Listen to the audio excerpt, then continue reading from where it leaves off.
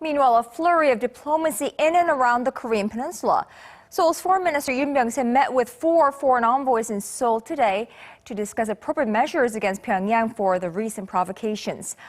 Our foreign affairs correspondent Kwon Soa reports the focal point there, tougher sanctions. North Korea's so-called byeongjin line, its ambitions of developing nuclear weapons and its economy simultaneously, will never succeed. That's the consensus of Seoul's Foreign Minister Byung-se and ambassadors to South Korea from the US, Japan, Australia, and the EU as they gathered at Seoul's Foreign Ministry Friday to discuss ways to deal with North Korea's nuclear test last month, as well as its most recent announcement of a satellite launch widely believed to be ruse for a missile test.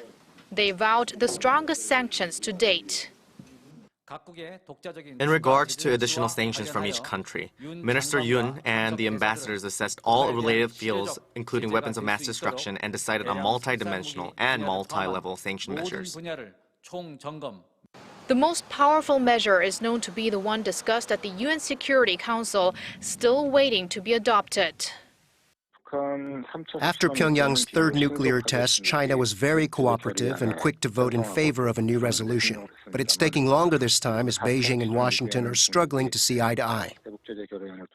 This as the U.S. is seeking much stronger sanctions than China is willing to approve.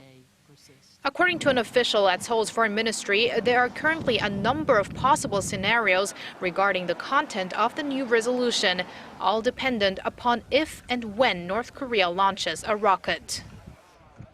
The official says if Pyongyang does conduct a missile test, a supplementary revision of the UN's resolution against the North's nuke test would be a more likely option than drafting a totally new one, which seems to indicate significant progress towards the adoption of new sanctions. Kwon Soa, Arirang News.